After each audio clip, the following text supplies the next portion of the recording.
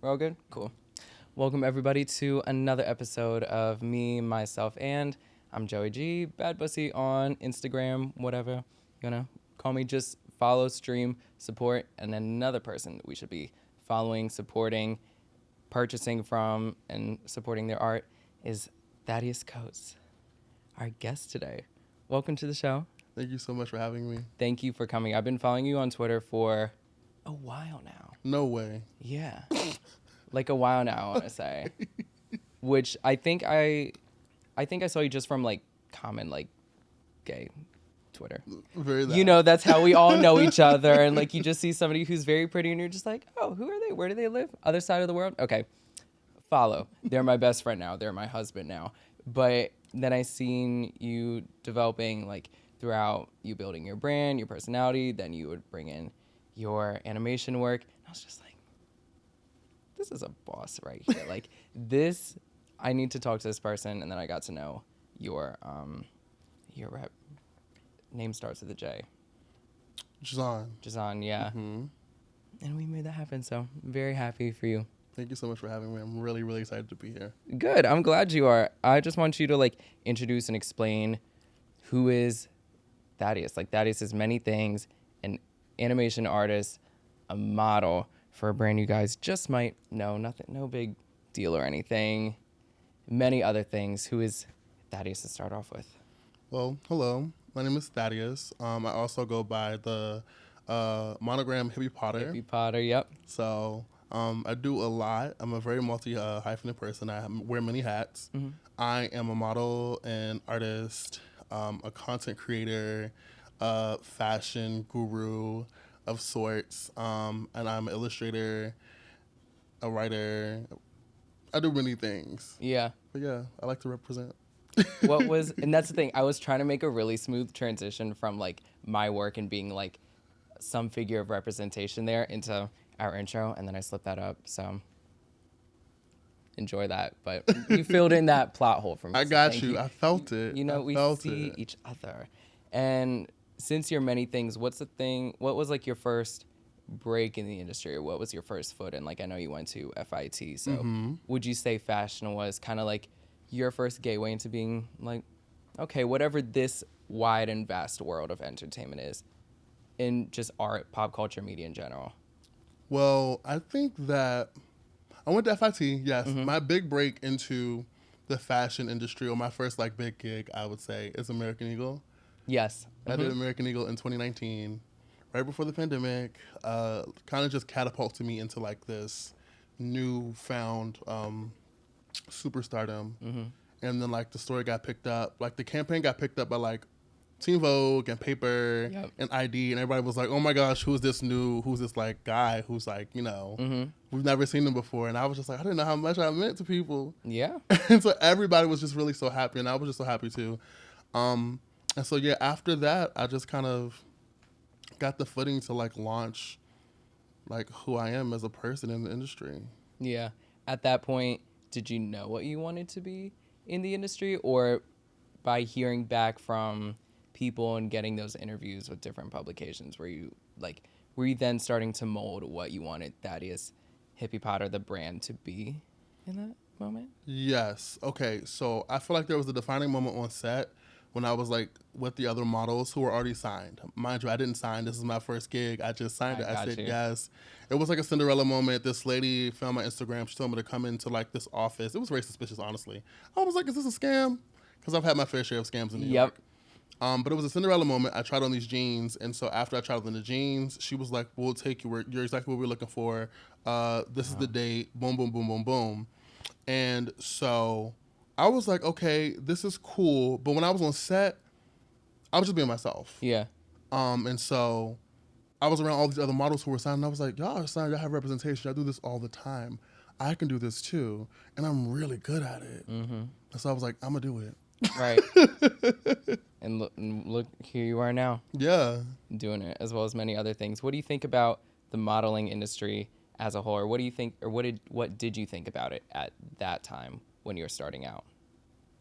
In 2019, or at least from that specific gig? I want to say I knew that there was a space for me because I didn't see anybody who looked like me.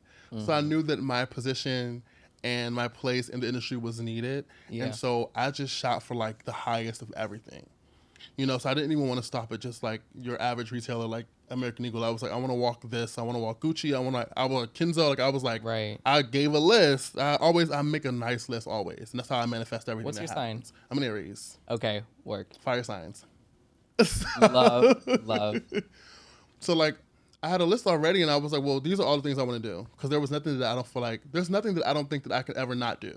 Yeah, that's just how I am. I love that. So like, that's even if I've real never, Aries. Yeah, even if I've never done it before, I'm gonna do it. Yeah, you know.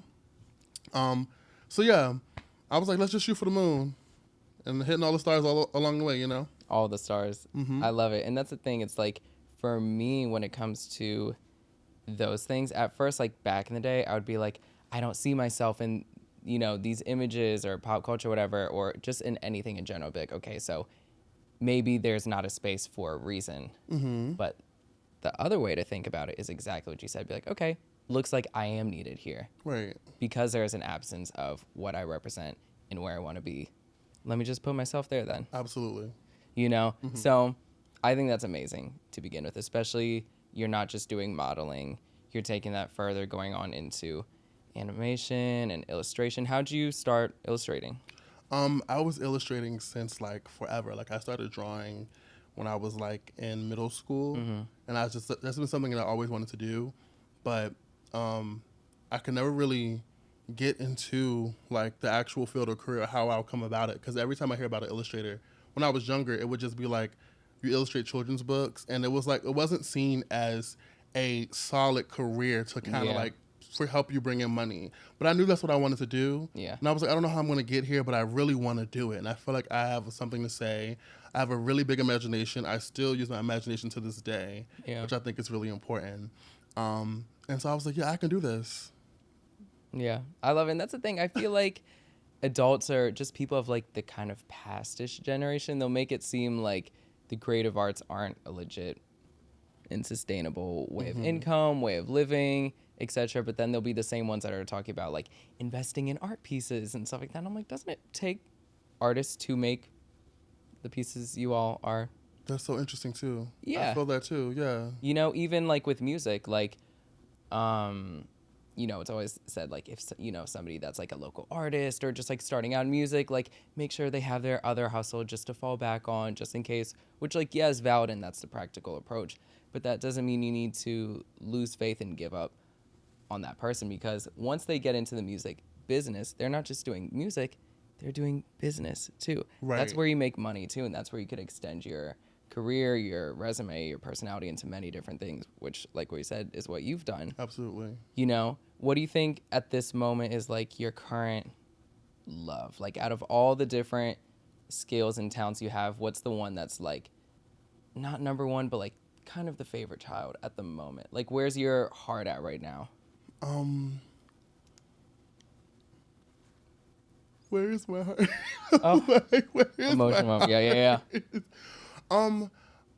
I feel like I'm really good at like balancing spinning plates. So right now, the things that I'm currently obsessed with doing, I'll just tell you right now. Mm-hmm. I just got like an art studio, so I'm obsessed with like furnishing this space where I can create more content and more things that I actually like to do. Mm-hmm. I can produce out of that studio. I can like ship and everything. So I'm really obsessed with like building this kind of like haven for like everything that I do and create. So I'll be even like modeling and stuff there too. So I'm obsessed with that. I'm obsessed with, I have so many collaborations coming out. So I am obsessed with how my brand is growing right now. I'm also obsessed with how, like, I feel like I've made so many strides in like the industry being like a big and tall model, but I'm obsessed right now to see how much I'm going to grow even more. Yeah. So I'm in the future right now. Yeah, completely. When you mentioned the studio, the first thing that came in my head was like, it's like a WeWork situation, but it's for you. Mm-hmm. T-work. Absolutely. Hey, if you want to open up that business, let that be the next thing. Go ahead. Yeah. But I wanted to go back to modeling, where a lot of people know you from. How'd you get your start with Savage Fenty? Okay.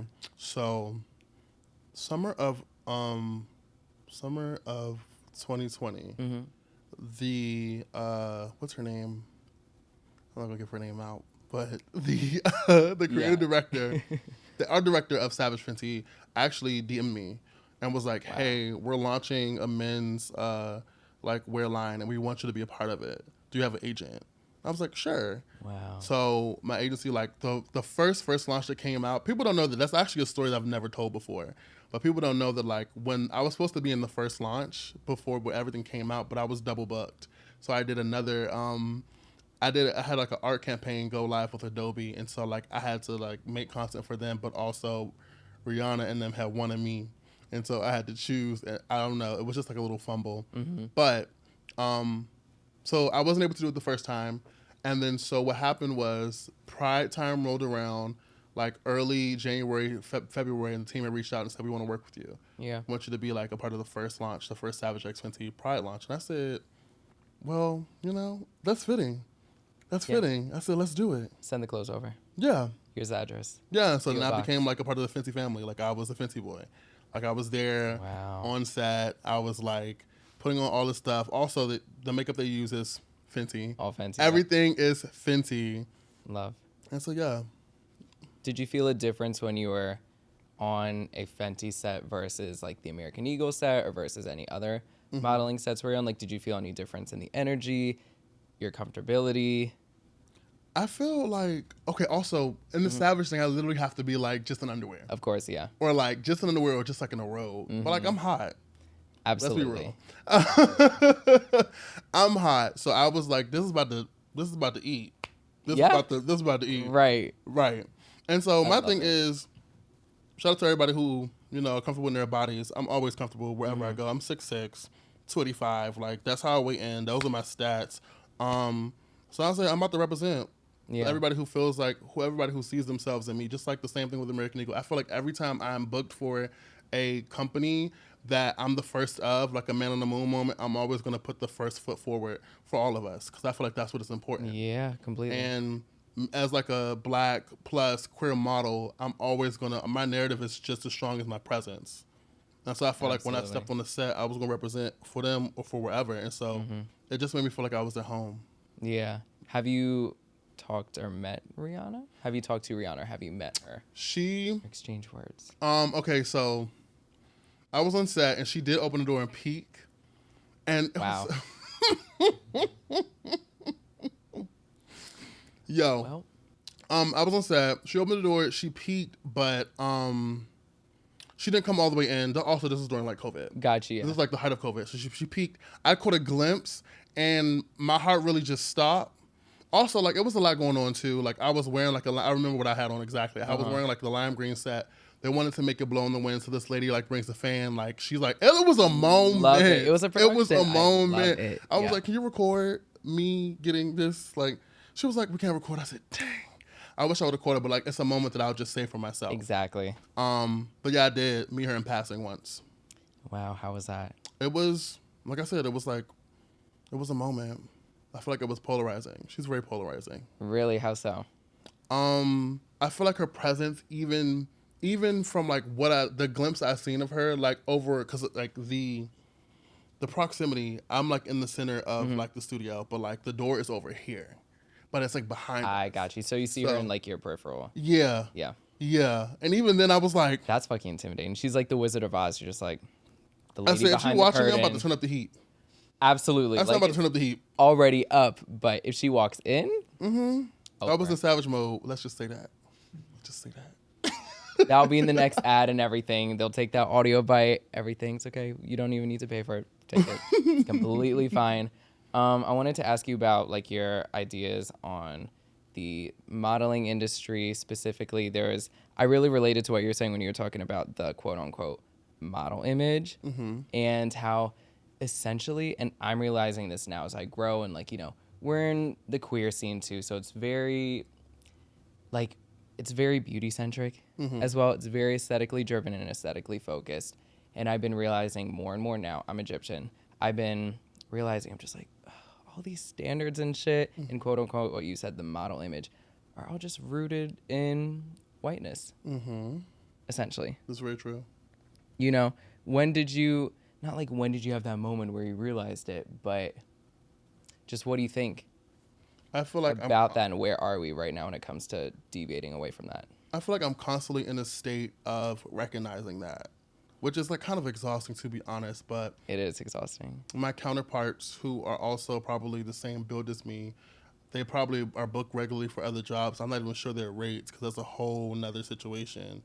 But I definitely feel like that's very prominent. That's why I feel like when like big and tall models are represented, like especially like of color and like black models were represented on like that scheme, I feel like it kind of gives us a better dog in the fight, if anything. Yeah, you absolutely. know, like the models that I like have worked with before, I'm not even sure if they've ever shot with like Savage Fenty. Yeah. You know, but they're always going to be the standard, and they're always going to probably be booked for other jobs, but they haven't shot Savage Fenty.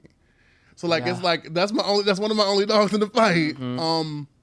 But it just kind of adds value. But I'm also constantly aware of that. But I also know that like nobody is me, and that is my power. Yeah. So no matter if I'm like up against like Fabio or, you know, For sure. anybody else, I just feel like I'm always going to shine through because I'm going to be authentically me. Have you always had that mindset, or did it take a minute for you to fully grow into it? Let's see. I feel like high school kind of solidified that for me. Okay.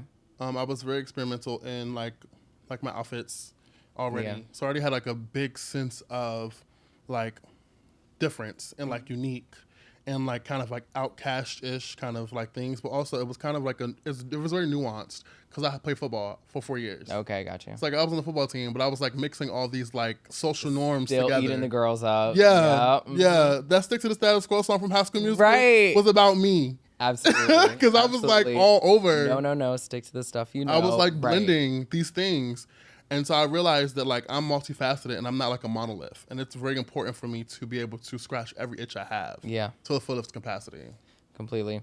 I love that. And that's truly like inspiring to me, because my thing is like I have all these things I want to pursue, but I'm just like, okay, well, which one do I start out with? But I'm just like, why not just do them all at once? You could. If it won't kill me, just do it all at once. Yeah. Go for it. I get that question You know? a lot too. I get the like, which one do you like more? Or I don't know, why don't you just do one at a time thing? But I'm just like, I can do them all. Do it all. Rihanna is doing everything. Exactly. Chloe Bailey is doing a lot. Everything. Like She Doja even said Cat it. She was like, does a lot. Like these women, these like pioneers, these like entrepreneurs, they're doing everything. everything. They're like wizards. I like to Everything. call us wizards. We're wizards. It's a very good point. And they are the ones making spaces for themselves. They're not going to the other companies being like, can you take me? No. If that company doesn't want them, they'll move on and either make their own thing or find a home that's safe for them business-wise. You know? Like that's what Rihanna did with Fenty. You never saw Rihanna collabing with a makeup brand. She collabed with MAC back in the day. But other than that, she said, okay, not enough foundation shades? Word. Yeah, I got you. That is I'll do it so myself. cool. I'll do it myself. Like that's truly like, that's the wave. That's when you know you're meant to change things. Is like when you're not willing to just follow and ask somebody else to do it or collaborate with somebody else and do it. Just say, you know, I got it. Right. It's cool. I mean, goes to Savage Fenty too. I mean, we haven't even had men branded lingerie Right. ever. I mean, like I think of Charlie, that like gay brand, but like when I think of that, I immediately discount myself from it. I'm like, okay, those are all meant for shredded white gays in those Speedos, not me. Whereas when I think of Savage, I'm like, just think of me in like a sexy orange silk robe with my little Savage Fenty jockstrap underneath. Like I'm immediately included, you know, because of the branding, the messages, and because it's genuine and authentic. And that's even that I feel like is so nuanced because recently I was like tapped to like this event. I'll do this event with like a bunch of other like big and tall models, but also I just felt like I didn't have a ring, like I didn't have a ring in the fight, and I also felt like some of the people who were a part of the event didn't even view me as somebody who had something to offer to the advancement of our community, which is weird to me. That's weird. That's weird to me, and it's also because I'm Black queer. Yeah. So like that's another layer to like me being in the industry too. So like in addition to me fighting against the norms like that modeling has, there's also fighting against the norms of like society. Exactly. Day to day. Right, but I'm also like mass presenting. I'm like cis het, so like I get that, but also like it's even more nuanced once you really get into the 7-layer dip that is like the industry. Yep. But it just also realized it also just made me like affirm that like my voice and my voice is so important. Yeah. In everything that I do. It is, and that's when you like I don't know, it sounds so corny to be like, oh, each one of us has a voice and stuff like that, but we really do. You know, all of our stories, all of our hardship, all the shit we've gone through, like that only goes to waste when you don't use it for good of the future or the people to come after you or all of the above. Right. You know? Like I'm getting to that point right now. Like I grew up, we were talking about it, like DC, I grew up in Maryland and DC in like a post 9/11-esque world. My family's Egyptian. That wasn't fun. We were the only people of color within our whole, like, what is it called? Like a cul-de-sac, like that type of thing in our neighborhood as well. Now I go back and I see a bunch of other, like my Indian sisters, other Middle Eastern families and stuff like that too, and it makes me happy now. But back then, only, 20 years ago, which isn't that terribly long ago when we think about society progressing. And it was so different back then. And I think about it now and I'm just like, man, all that stuff really still sits on my mind. It's hard to get over it some days. Some days it just randomly comes back at me.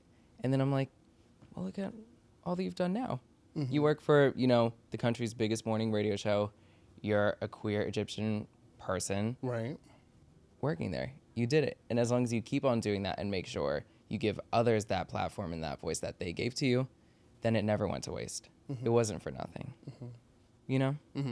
Did you have that full circle moment too where you're like, okay, all this shit kind of did happen for a reason?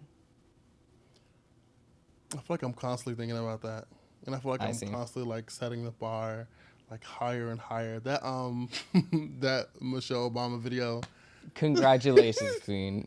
Constantly setting the bar. Again. You've done it again. That plays in my mind. Yeah. Then there's like the edit. Have you seen that one where it's like, no. I think it's like, congratulations, clown. Consistently setting the bar low and low every single time. Can you send me the edit, please? I will. And like people will tweet it, they'll just be like, well, just texted my ex again. And they'll put that out with it. It is so funny. I love that meme.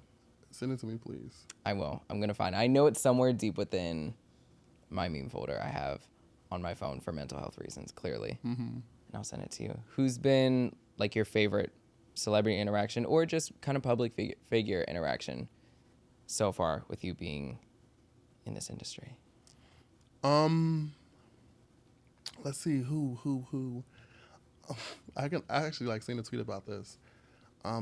My funniest.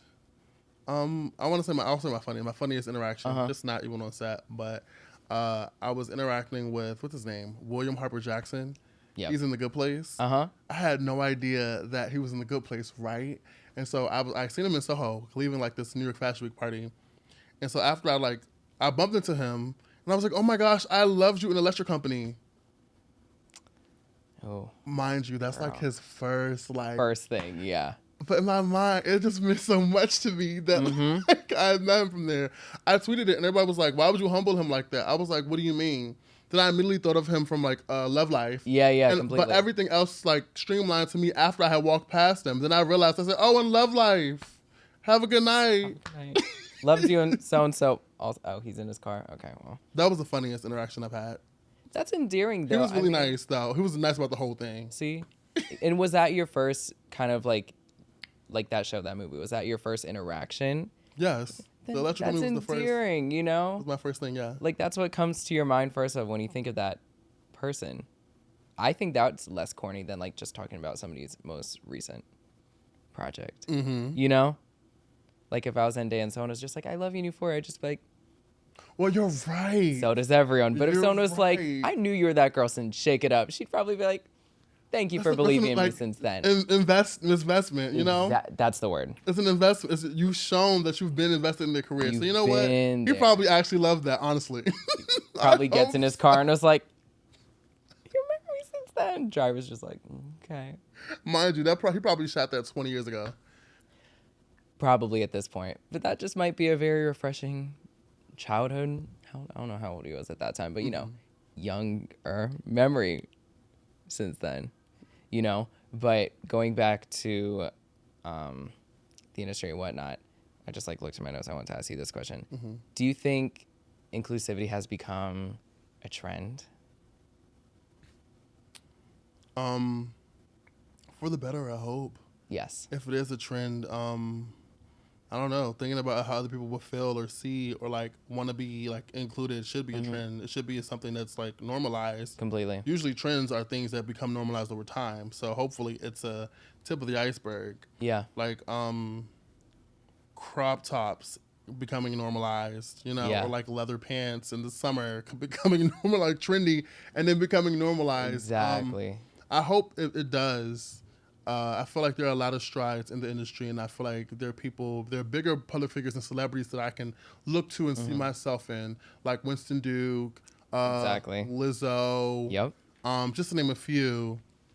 But like, yeah, and Precious Lee, like these are girls who are doing it, who are actively doing it. Paloma, like, though like their size is a big, like part of them, they're not just their size, and they're showing how talented they are in all these different Exactly. They're not like the plus size singers or the plus size models. Lizzo's just a singer to me. Right. Also, yes. You know? That's such a great point. Yeah. That is such a beautiful point. Nobody calls Lizzo a plus size singer. She's just a singer. She's just a singer. You are on the money. I mean, with like that. with her level of talent, I mean, yeah, she's gorgeous, stunning. Hello. One of the best looks at the Met Gala this year. But when I think of her, I think of her talent. I think of her flute playing. I think of her performances. Like, there's a greater picture beyond the tagline. Absolutely. You know? There's a bigger picture. And I'm waiting, hopefully, for the modeling and just the more aesthetic-focused industry and the editorial industry to hopefully get over that idea. Sooner than later, I hope. You know, like Ashley Graham, the plus-size model, which, like, is she even, like, plus-size? Yeah, she's like, you know, the first of the first, they kind of just go. Yeah. Like, once they're at that platform, they're trying to just go from there. Exactly. So, like, now she's, like, grandfathered into the whole movement because she's, like, one of the first visible anyway. One of the first, yeah. Visible, Very good point. you know, because there could have been, and there probably were many more before her who was doing it but weren't really accredited with that. Like Takara from America's Next Top Model, Whitney from America's Next Top Model. Like, let's really be real about it. America's Next Top Model birthed so many girls. So many girls that have shot up to the tops and so many that could still, to this day, be there if they really wanted to or if everything worked out. And that's the thing. And I asked that question because whenever I think about stuff like that, and I've, you know, tried sending, like, photos and, like, submissions to, like, modeling agencies, just random casting calls or whatever. And I'd always think when I pass by certain ads here, like certain Calvin ads and everything, I'm like, they seem like they're trying to cling on to this idea of inclusivity. You know what I mean? Like urban now, like you'll see, for example, you might see like a person of color modeling, like Calvin Klein, for example. But then I'm just like, okay, check. Got that. But then I'm like, but they're ripped though, which is amazing. And we love that. But I'm like, they're still trying to find ways to hang on to what they think society at a major level pull their eyes to. The proximity to Eurocentric standards. Exactly. Which is crazy. Exactly. You're right. You know, so they'll be like, okay, here's an Asian model, but he's going to be ripped.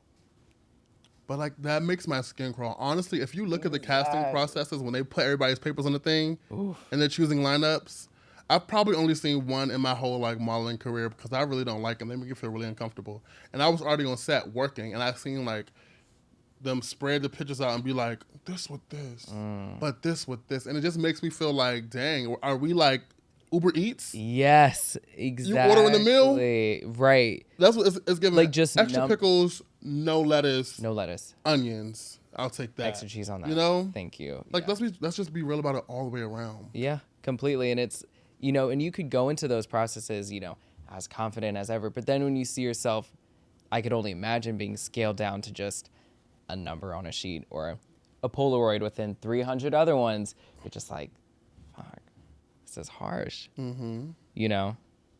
How do you kind of get past that mindset? Do you kind of wash that off once you leave? I think it's the power. I think it's the power in the platform, because now I know what's for me is going to be for me. And so when things like that happen, I'm just like, that's fine. Because more than likely another company will just approach me and they want me to do Harry Potter X so-and-so. Like Harry Potter X Nike, Harry Potter X Adidas. Like, so even if I wasn't cast in a campaign for like that came out in the summer for Adidas, right? In a month from now or like in 6 months from now, they could possibly be in my like email, not DMs, in my email saying, hey, we want you to launch the line Harry Potter X Adidas. Yes, or like, and stuff like that, where like I'm curating the brand to fit what's already here. Absolutely.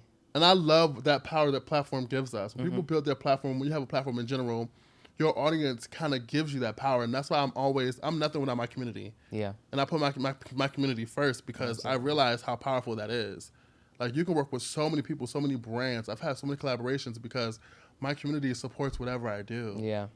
You know? Yeah. And if you don't have anyone to share with, it was somebody that said that.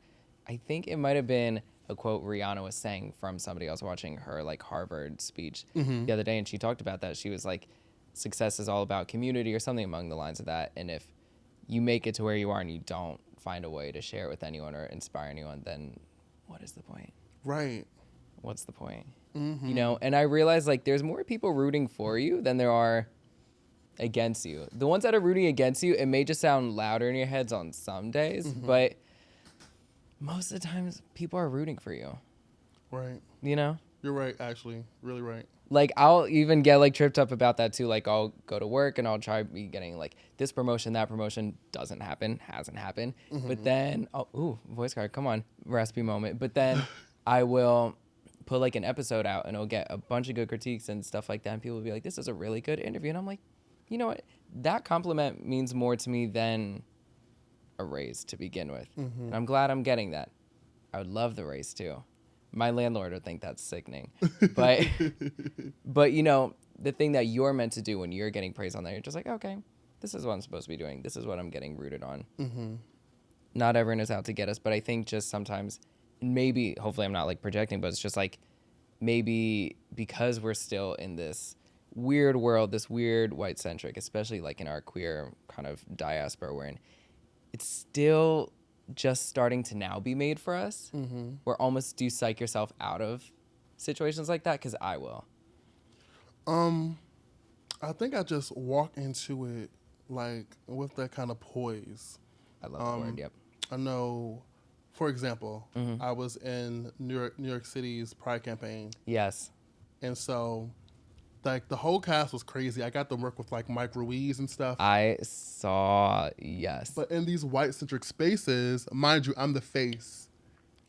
I'm the face. Just I'm like the face? I'm on the poster. Like, I'm one of the faces of the campaign. Yep. And so, like, I walk into my event. I call it my event because I was literally plastered everywhere. I walk into my event, and so they're like, "Oh, look, your name on the list." I said, "I'm on a poster." But also, even as a Black queer man, I had to tell them I was on a poster. I feel like if I was the other guy who I work with who isn't Black, I feel like he kind of probably just walked in. Yeah. I feel like there's always that second layer. I'm just like, all right, I'm on your lanyard, and you're trying to cart me. Like, you have me on your lanyard. And this is just somebody at the door? Like, yes. I mean, no shade, love the doorman. I mean, but I got like, them. I got in. I really did. Bless your hearts. But yeah, I just have to navigate with poise and like grace throughout the whole like experience, and that's how I like to operate in this like space of grace. Yeah, it's weird when those things that we don't even think about sometimes get in the way of the most convenient or just not, you know, out of nowhere occurrence, like just trying to get to work. Essentially, that's what you're doing, right? You know, you're absolutely right. Like at like a personal example of mine at work too, like. I'll meet a bunch of celebrities, you know, I meet their PR and stuff like that every day. And, you know, I come into work looking, you know, cute and everything and hopefully quite youthful. And I'll be walking, good morning, everyone. Good morning. Good morning. I'm Joey, producer for the show. Very nice to meet you. Then that's when they're like, oh, yes, very nice to meet you. Yes, we'll send you our card, this and this and that. And it's like. That's so weird. I had to let you know that I have a position here and I'm not an intern. Shout out to the interns, too. Used to be a former one. But, like. I had to let you know my position and where I am and what the fuck I do in this building. You said, actually, I'm keeping the lights on. Precisely. You were in my seat. Genuinely, I let them know, yes, I'm going to be producing your client's interview. Producing me, your client. Very nice to meet you. Which is so whack to begin with. Like, it's just like those people that will treat like a custodian member, or like they'll like shit, or like they'll go on a date with somebody and they'll treat wait staff different. That's fucking corny.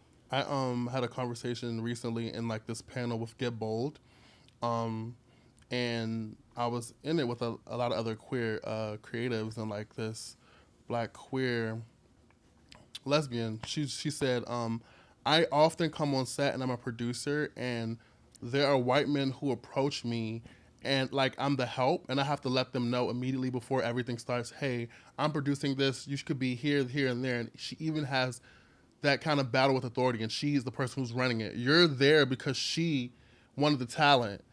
You know, like she's the head honcho on the ship, and you still trying to give her a hard time. And I couldn't even imagine, you know? Yeah.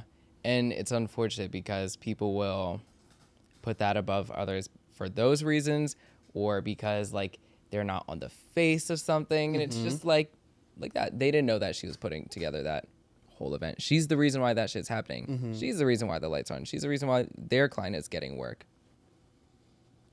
That's so crazy. But why would you approach somebody with that anonymity, if that's a word, right, without even trying? I don't fucking know. It just bewilders me, because it's just like pointless, and it's a waste of time, and it's corny. It's the whole idea of like, you never know who's gonna be your boss one day. Like, I remember my first week of work, like somebody told me that, like I think a board operator or something told me that. really interesting. They're just like, yeah, like you're really cool and stuff like that. I'm like, okay, I'm just like here to work and everything nice and everything. They're like, yeah, because you'll meet some people here that will treat you like your shit, but then once they find out that you're popping and you're becoming Miss Girl, then they'll start talking to you like you're Miss Girl. And this is everywhere. Like, this isn't specific to my place only. This is everywhere, unfortunately. Then they're like, oh my gosh, we've known you since da-da-da. So happy to see you're doing well, babes. Were you there for me when I was part-time? Nah. What I'm saying, I just be in my own world. Exactly. I be like, in my own world. Exactly. It's so much easier just going to work and being unbothered than... And to me, I think when people start doing that stuff, that just means they're hating. Or at least I like to think so, and it just motivates me. Well, that's why I kind of tend to stay in my own bubble. That way, like, I can filter out everything. Or I feel like if you're here because you want to be here, not because I'm, you know, not because you're inclined to be here. You're here because you want to be here. Exactly. And even if you don't want to be here yet, you have to be here. Right. Sucks for you, girl. Hope you do some sage or something later to cleanse that nasty dark side of the spirit of yours. That sucks. Because I'm here because I want to be here. Right. And I'm here because I'm working, you know. How do you feel about the way queer people are being represented now in the industry? Like we talked about, like body types and everything, but how do you think queer people are now being represented? I feel like there is a bigger pool of representation, even though slight. There is a bigger pool of representation to see us. Absolutely. I see Adair and Jason. I see Wanda. I know many like friends and stuff. I see Corey T. Stokes. Even influencers. I see like Denzel Dion. Like I see like different. Like I see us. I see us in different like avenues, and I see us in different positions of like power. And it is honestly such a like warming feeling, because it's like, yeah, we're doing a lot, and we could do everything. Yeah, we're people. Yeah. Shocker. Gag. Yeah. Crazy. And that's the thing. It's good to know that we're not just being used for what people think we're good at.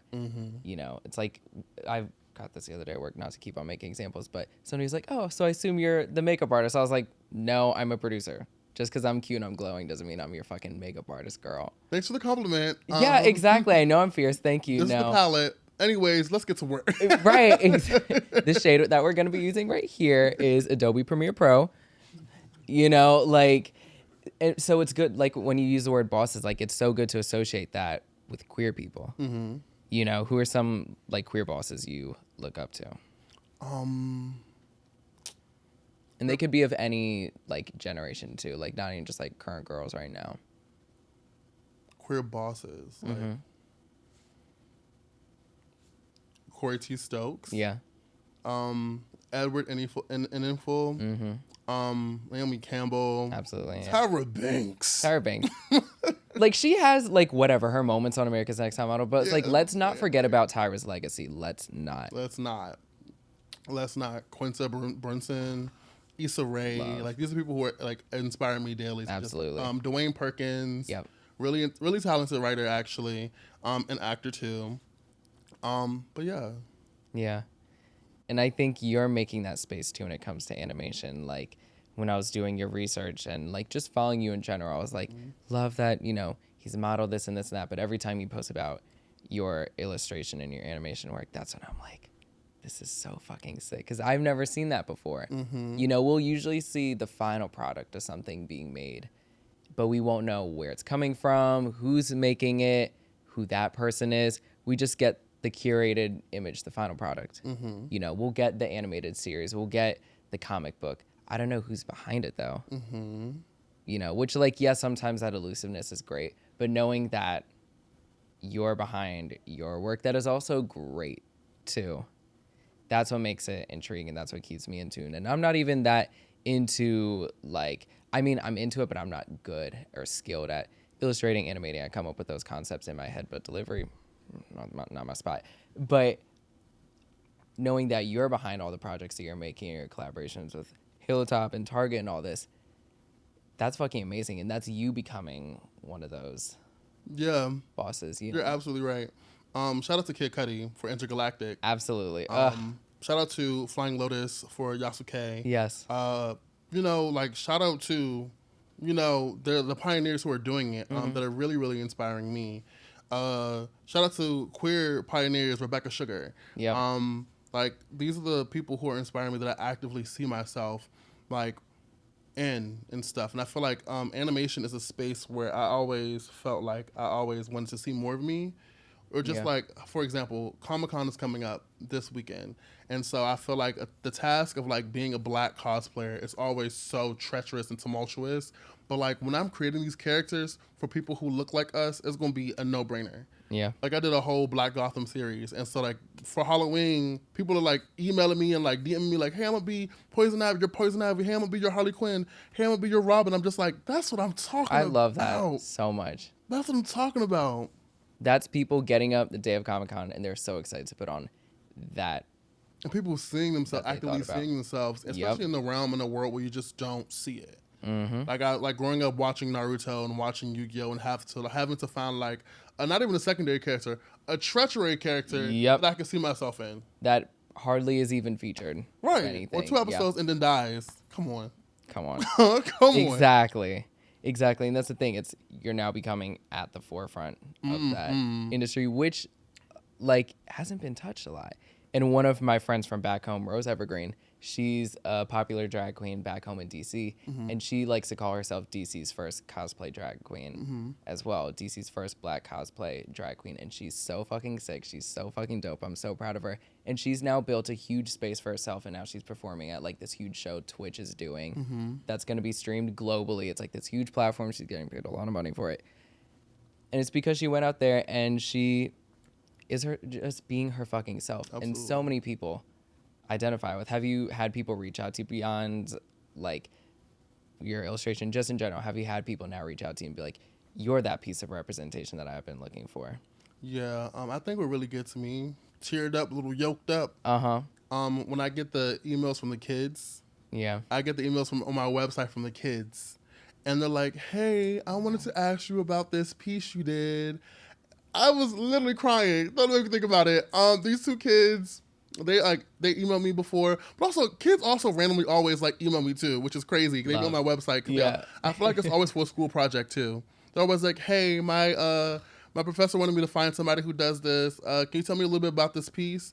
Those are the things that, like, get me yoked up, because literally that's all I really want to do. Like, before anything else, I feel like it's the most important for me to pour back into like, my inner child. And I feel like me helping these kids see themselves in, like, my art is literally it means so much to me. It means the world. Especially at those young ages that are so developmental. You know, we remember we all have, like, our own little, like, childhood icons, stars, or like I like to call them heroes, that even, you know, later on to this day, like Mariah Carey is my hero. Like she's not just like a singing she's not like a singing singer. She's my hero. No pun intended on that one too. Didn't mean to do that. Pun intended. But pun intended also at the same time. One of her many number ones, 19 to be exact.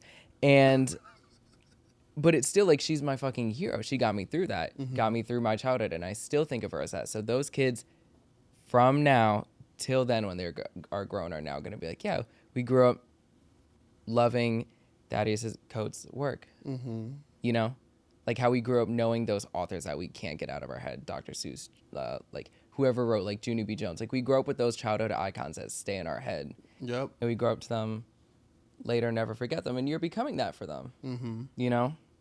Does that like hit? Does that sink in at all? Or yes, do you... I'm their R.L. Stein. I'm their Lemony Snicket. Yep. I'm their David Lubar. Like, are you kidding me? Yeah. Especially now that you have this animated series coming up as well that's in the works. Can you tell us anything about that? You did your research. I'm a professional. You did your research. I'm a professional. Research.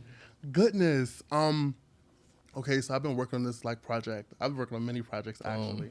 So like I got together like a pitch deck for 3 of the concepts I want to pitch. There's this wonderful team at Fox Entertainment who is interested in like developing my series, and so I'll be working with Bento Box Animation, the people who do Bob's Burgers. And so yeah, it's been really cool. I don't even know how this lady found me, but in 2020 she found me and emailed me, and I'm like, is this a scam? Right.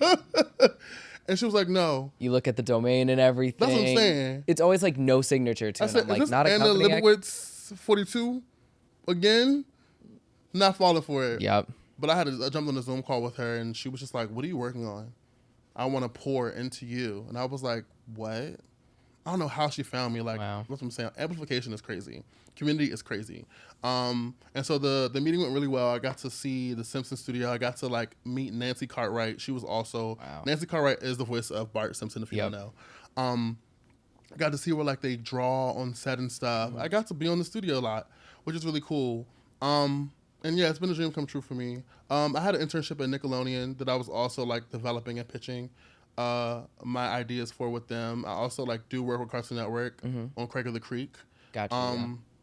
So like I have my foot in, which is crazy because like visibility is so important too, but you would never know. I do so many things. Right. But you would never know. But yeah, like I have my foot in the pool. So when Fox approached me, I was like, it's Fox? Fox. Bag immediately. Yeah. Yeah. Fox. So I'm working on something really exciting really soon. You'll see.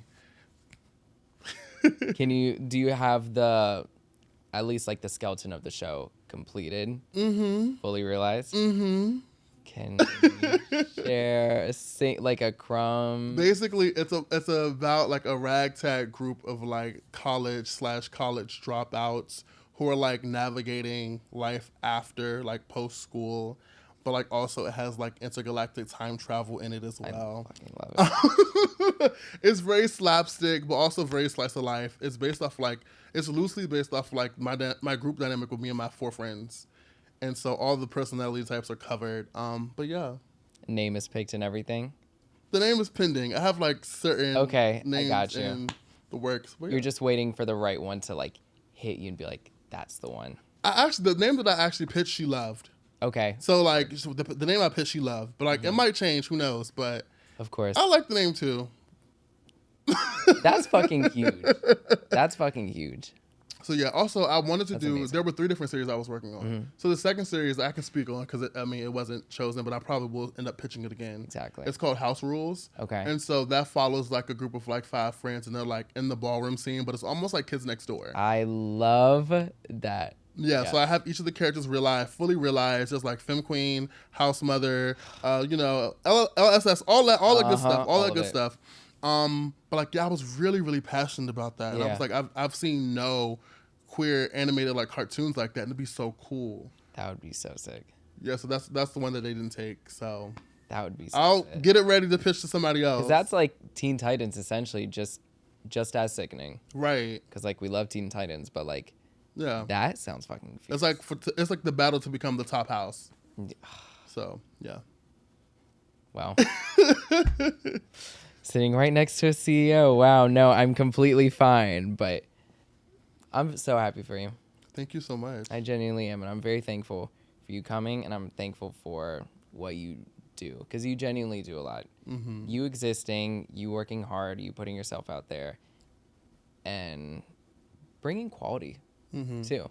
You know, because, like, a lot of people are just like, yeah, I'm just myself, and they'll rely on their authenticity selling, and it's like, all right, authenticity's fierce, but you want a little bit of quality and work ethic there, and it's all there, and it's really good too. Mm-hmm. It's a system. Once you create a system, I feel like you can literally just plug in all the pieces. Mm-hmm. The system is what I think people forget. Like, authenticity is great, but authenticity without like a system is just like bread and no butter. Exactly. How are you gonna get it? How are you gonna get it to people? You know, you have to think about all that stuff, and it doesn't have to be, you know, as like generic as like social media, but it's like how do you get your message across solely? How do you get your message across while staying authentic? How do you get your message across while not really giving in to pressure from others, listening to critiques from others that know better and learning, but also not selling your authenticity just for their check? Right. Which is easy. Which is a really easy thing to do in any type of industry. Animation, modeling, etc. But I don't know. It's just good to see that it's good to see a living example of people that staying true to themselves really works. Like, it's those cliches that we hear growing up that are fucking cliches and they're corny, but like they're cliches for a reason because they're true. You know. But I want to thank you for joining. Thank you so much for having me. Thank you for coming. Let everyone know where they could find you, any upcoming projects from all the different fucking talents and skills that you beautifully possess. You can follow me on IG and TikTok at Hippie Potter. That's HIPPYPOTTER. On Twitter, it's Hippie Potter, so that's ITS Hippie Potter. Or you can find me on hippiepotter.com. I have my own flavor of Pop-Tarts. Buy a box. Halo Top too, right? Yes. I forgot to mention that. Jesus Christ. Yeah. I also have my own underwear with MeUndies, so maybe buy some underwear and eat a Pop-Tart. Both sound really lovely. Both sound very lovely. That's exactly what I'm about to do later today. Well, thank you. Thank you for joining. Ooh. My hat was doing that the whole time? I don't. Okay, cute. Sickening. Exactly. Thank you so much, my love. Everyone tune in next week, me, myself, and see y'all later. Work. Do it. Yeah. My Tinder be dry. I'm not on Tinder anymore. My Tinder be dry. I mean, I hate Tinder. That's why when I go in, I'm just like, I check Tinder every semester. Like, every, quarter of the year I check it, and I just never get on it again. Yeah. And anytime the app reminds me I still have it, I'm just like, oh, yeah. It's so hard to have conversations on there. Like, they all feel forced. If anything, like, it feels more inauthentic and forced than Grindr is. Like, at least Grindr, people know what they want. I've never been on Grindr. Really? I've been off of it for... Or Jack'd. I've never been on any of those hookup apps. Yeah, I've been off of it. It's crazy. Yeah. Because, I mean, like, it's easy to get on them and get into them. I've literally been off of them for, 4 years now. And they scare me. I've never been on them before. Plus, I think Scruff is more into, the animalistic side. Like the bear community. But I'm scared I'm scared of them, too. I'm not into that. Me either. I'm scared. I'm not into that. I'm scared. Scared. Petrified. I'm all right. You know, a little smack here and there. Great. Love. But I'm scared. All this animal... No. Yeah. No. Otter Pops and little... I said, no. I'm a human being. Right.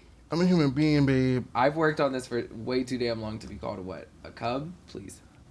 That's what I'm saying. I don't know, but also some men are just into that, but I'm just not. Right. Like, I'm happy for them that they have a community that they feel... I'm actually over men right now. Yeah. I'm over men. I actually really don't want to date no more. I really don't. Men don't know how to communicate, and I just don't have time for it. I agree. So I'm in my self-love era again. I love single hot era, but being single is so fucking fun. For me, I've never had a boyfriend. I'm male obsessed. Okay. I would say. Not male obsessed. I like that. Yeah. I like that a lot. Yeah. That's a good category. Fucking hot. People are hot to begin with. That is a really good categorization of how I feel about dating men. I don't even want to date them. I just want to be obsessed with you just for a little bit, and then I'm done. Yeah. That's why all my personal relationships with men and stuff like that, my experiences in like hooking up essentially, because like that's where I got my start in at first, because like high school I was like fat Arab, that all at the same time. Growing up in Maryland, that didn't help, didn't have anyone. So then college comes around, lost weight, got cuter, and then suddenly I'm hooking up with everyone and stuff like that, and I'm like, I miss dating, but whatever. And I was like, you know what, I could have gone without all that stress and shit that comes from dating. I've learned just as much of dealing with people just from Right. The thing about like dating and stuff in general is what it starts out for me. Whenever a guy first starts talking to a guy, he's like, "Oh my gosh, boom, boom, boom." He was so obsessed with me, and I wait a little bit. Because I say, if I really release my obsession, I'm gonna expect so much from you, and you're not even gonna be able to meet that. Yeah. So I'm just gonna chill out. So I actually started liking the boys, and then all of a sudden they want to play Ghosts. Why you want to play Ghosts? You was literally into me first. You were into me first. It's like the Ice Spice thing. Like, you thought I was... You thought I was feeling you? Really not. But then I did. You know? I was. Like, then I started fucking good. And then you did. And that's what I realized. I think guys, and it's fucking unfortunate because I see myself doing this now, guys kind of use the attention from other people as an ego boost to then go get the person that they actually want. You know what I mean? Wait, that's deep. Yeah. Wait, you might have just unlocked something for me. Hit record. Kidding. But no, that's like, I feel like that's like what it is. And even like, and it sucks, and I'm trying to like unwire that in myself, but I see that now. Like, there'll be somebody who I think is like cute. Like, if I would think they're cute, I would probably go on a date with them, I would hook up, but they're not like my main one that I have. They're not the trending topic guy that I have in my mind. Okay. They're not the number one that I'm like, oh, if he was ready, I'd put everything down and be there. So, do you think all guys have that? Because maybe. Oh my gosh, you're probably right. Maybe you're probably right. You're probably right, and it is so sick how right you are. That's it. But I think the thing is, you want to be that for like, or just me. I'm speaking for me. I want to be that to the guys that I'm dating. And if I'm not very much drop everything and read, it's like, what are you doing? Why am I here? Exactly. Is it a comfortability thing? Because I would just not be here. And I feel like when I feel like that, honestly, I like withdraw. And then once I start withdrawing, they want to start coming. It's like, don't play these games. Exactly. Once I'm withdrawing too out of all time. I gotta see this TikTok. It's a TikTok about a girl, and she was like, there was Sally. It was trending on Twitter. I might have seen it. Yeah. Yeah, this girl named Sally. Sally was interested in Rob and like Dave. The only reason that Sally isn't with Rob or Dave because she's seen that Dave was checking he was constantly updating his Tinder profile, so she knows he's not taking you seriously, and you can tell the other guys aren't taking you seriously too. And she was like, "You're wasting your time with these two men. You should drop both of them and go find an Ethan." And I said, "That is what I'm doing," because Ethan, the moment Ethan met you, Ethan deleted his dating apps, and is only focused on you. And you can't chase an Ethan. Ethans will come to you. Wait, I'm about to cry. Aww. Like, wow, you ate. Why you eating? Like, realizing that. Why you eating like this? You like, are really smart. True. Like, that's what I'm realizing right now, too. Like, you can't chase that shit. That's when, though, you start to really love, like, the single era. Is when you know that, like, this shit isn't under my control anyways. So why am I going to make it? Of course, you could entertain people and have a good time and enjoy people's company. But, like, when you make it your mission to go after Ethans and stuff like that, that's just blocking the blessing. I've also found it, like, really, once I, like, okay, so I do this trial error where I see how many times I have to take you out or hit you up to take you out. Mm-hmm. And then if I feel like after the third or fourth time, if I feel like I'm always actively being the one to ask to take you out and you're not asking to take me out, then I know that it's done. Yeah. You've never made any effort to try to take me out. You've been giving, like, good mornings and highs and byes, but if you really wanted to see me, you set up a time. Exactly. Because I set up times. Exactly. Often.